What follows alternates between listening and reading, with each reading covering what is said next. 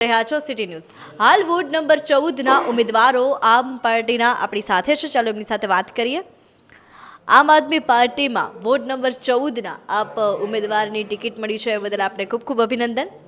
અને આજે વાત કરીએ કે આમ આદમી પાર્ટીમાં આપ છો તો હવે આવનારી સમયની ચૂંટણીમાં કઈ રીતે આપણી રણનીતિઓ રહેશે? ખાસ કરીને મુખ્ય મુદ્દાઓ જે છે એ વોર્ડ નંબર 14 છે એ જૂના રાજકોટમાં આવેલું છે અને જૂના રાજકોટમાં વર્ષોથી જોઈએ તો ટ્રાફિકની સમસ્યાઓ એવી ને એવી છે.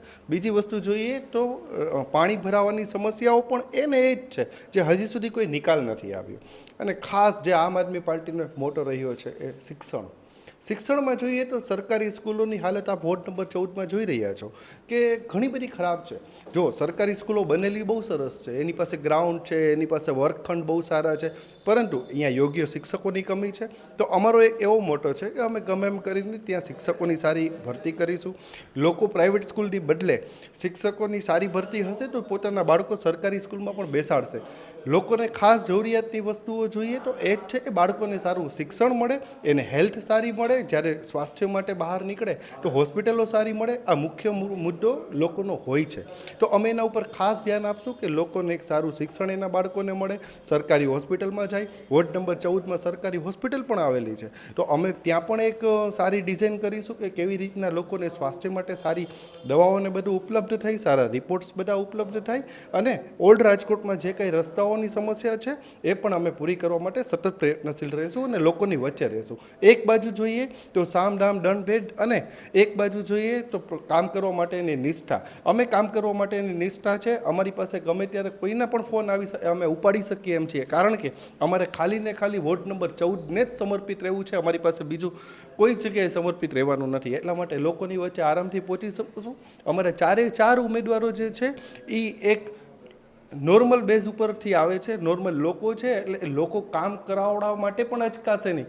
જ્યારે એક બાજુ તમે જોશો તો ત્યાં કામ કરાવવા માટે પણ ફોન કરવો હશે તો પણ 5 વખત વિચારવું પડશે. જે અહીંયા 4 ઉમેદવારોને ફોન કરવો હશે તો તમારે વિચારવું નહીં પડે, કારણ કે કોર્પોરેશનની ચૂંટણી અને કોર્પોરેટરની ચૂંટણી એવી છે કે તમે તમારા વિસ્તારના લોકો જે કામ કરી શકે, જે કામ કરવા માટે તમે એને કહી શકો, એવા લોકોને જ વોટ આપવો જોઈએ અને એવા લોકોને જ લાવવા જોઈએ.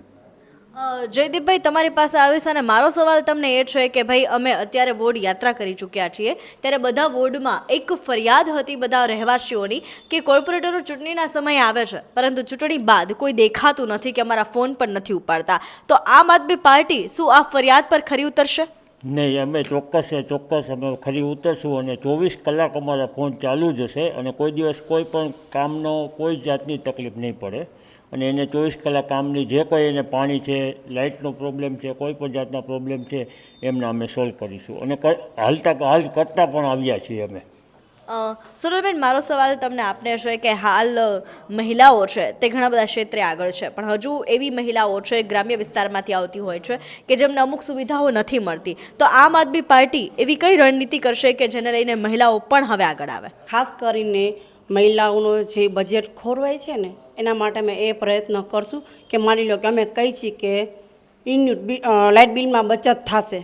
જે ગેસમાં જ્યાં 3,000 રૂપિયા કાળી બજાર થાય છે, 200 રૂપિયામાં બાટલો આપ્યો હતો ને આ 3,000નો બાટલો કર્યો છે, એમાં અમે ધ્યાન દેશું કે જેમ બને એમ. અને ખાસ કરીને સરકારી શાળામાં બાળકો ભણશે તો છોકરાઓની ટ્યુશનની ફી બચશે, સ્કૂલની ફી આપણે જોઈએ જ છે ક્યાં સુધી માજા મૂકી દીધી છે, એ બચશે. તો મહિલાઓ પાસે પૈસા બચશે તો એ એમની બચત થશે. ને ખાસ કરીને કહી છીએ કે ભાઈ આમ આદમી પાર્ટી લઈ આવશું તો હર મહિને બહેનોને જે રાશિ આપવામાં આવશે, પૈસા આપવામાં આવશે, એ બચત થશે. ખાસ કરીને તો સ્કૂલની ફી બચશે તો એ મહિલા પાસે એક બચત થશે. બાટલા જે આસમાને પહોંચ્યા છે એ નીચે ઉતરશે, એની બચત થશે. ને લાઇટ બિલ બહેનો પાસે સામાન્ય છે, જેસનું શું છે 10,000 પગાર, 20,000 પગાર છે તો એ બહેનોને આપી દે છે, પણ બહેનો જે પૈસા સંગ્રહ કરે છે એ અત્યારે ખોરવાઈ રહ્યું છે. બહેનો પાસે પૈસા નથી. ત્યાં આપણે જોઈએ છીએ જે નોટબંધી થઈ હતી ત્યારે બહેનો પાસે અઢળક પૈસા હતા. હવે જે નોટબંધીના દિવસે જે કીધું હતું કે બેંકમાં પૈસા મુકાઈ ગયા છે તો બહેનો પાસે હવે પૈસા બચ્યા નથી. પૈસો આપણો નાનો થઈ ગયો છે તો બહેનો પાસે હવે પૈસા નથી રહ્યા. તો કીધું તો હવે એ અમે પ્રયત્ન કરશું કે લાઇટ બિલમાં બચત થાય, બાટલામાં બચત થાય, શિક્ષકમાં બચત થાય તો બહેનો પાસે પૈસા બચશે. એનો અમે પૂરેપૂરો પ્રયત્ન કરશું કે કેમ પૈસા બહેનો પાસે સંગ્રહ પાછો થાય.